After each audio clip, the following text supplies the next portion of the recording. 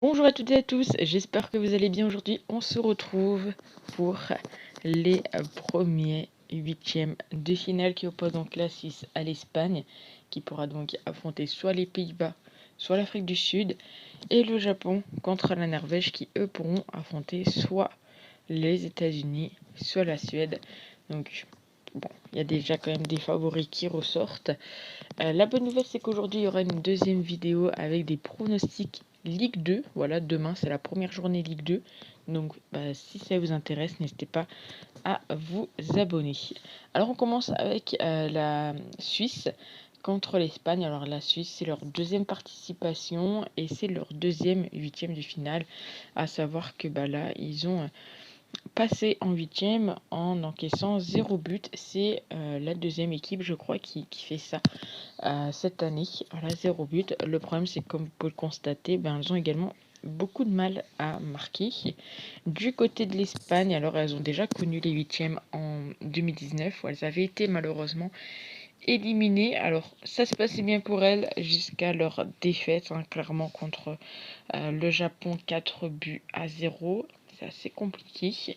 Alors ce qui me tape à l'œil entre guillemets, c'est que d'un côté on a quand même une équipe de Suisse qui est adepte des matchs nuls sur leurs 10 matchs.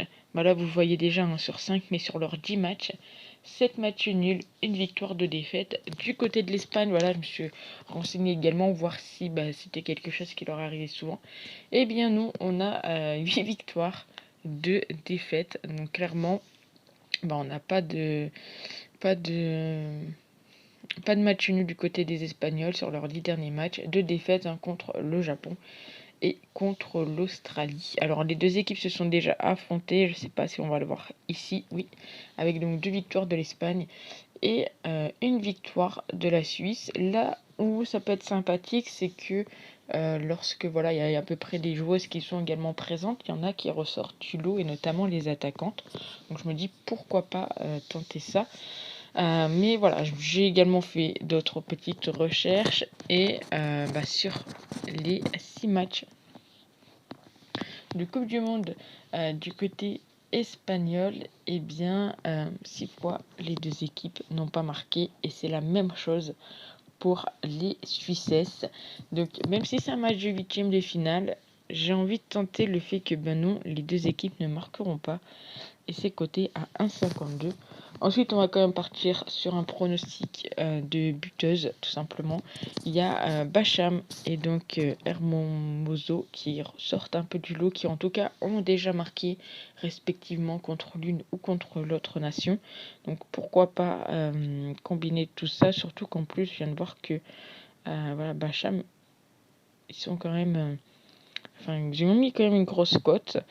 Favorite ici, bien évidemment, on voit que c'est l'Espagne. D'ailleurs, dites-moi dans les commentaires quels sont vos favoris pour ces deux matchs-là. Moi, personnellement, je pense que l'Espagne et le Japon vont se qualifier, mais n'hésitez pas vous à me le mettre dans les commentaires. Et donc, on est parti. Hop, pour pas perdre trop de temps, on va faire comme ça.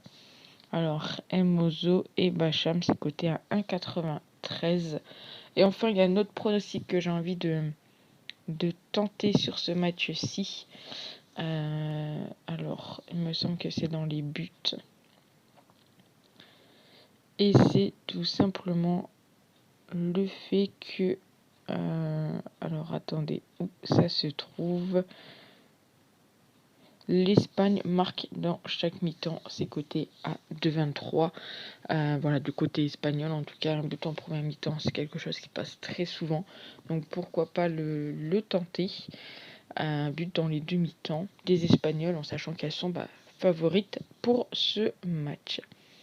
On passe au second match. Alors là, la cote des Japonaises est quand même un petit peu plus élevée. Après, la Norvège, elles ont déjà été championnes du monde. Alors certes, ça date de 95, mais voilà, ça s'est déjà fait.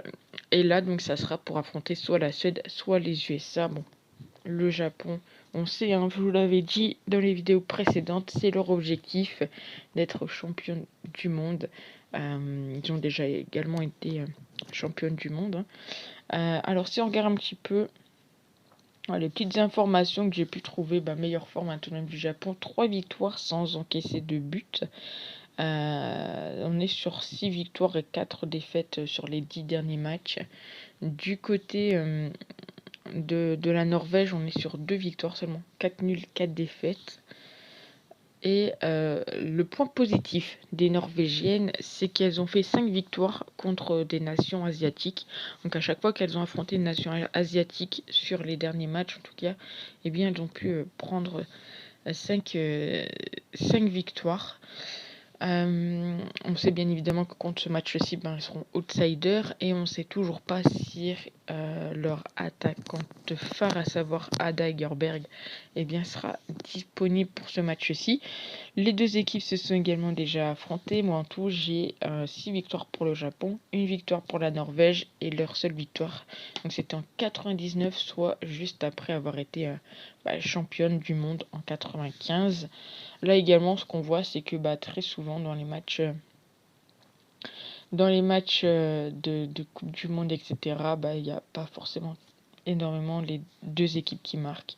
On a seulement une fois les deux équipes qui marquent. Mais je pense que ça peut être un match assez serré. Donc ici, moi, je serais pas forcément très étonné de voir les deux équipes marquées dans ce match-là. Après, voilà, le Japon, s'il déroule, il déroule. Il faut savoir que lorsqu'elles ont gagné contre l'Espagne, si je dis pas de bêtises, elles avaient vraiment genre 25 possessions de balles. Et ça a été la plus grosse victoire avec le si peu de possession de balles. Si je dis pas de bêtises, c'est un truc comme ça. Donc on va commencer par les buteuses. Il y a 2 buteuses qui sortent du lot lors de cette Coupe du Monde d'un côté comme de l'autre. C'est tout simplement Miyazawa et également Hogg, en ne sachant pas si Egerberg sera présente. Donc je vais partir sur cette double chance là. Hop, double chance, on est ici. Et donc Hogg... Ok, 2,33, donc ça peut, je trouve que ça peut être une belle cote. Et ensuite, on va partir sur un autre pronostic. On le sait, dans cette Coupe du Monde, il y a énormément d'arrêts de jeu. Et le pronostic que je vais vous proposer n'est pas disponible, donc c'est super.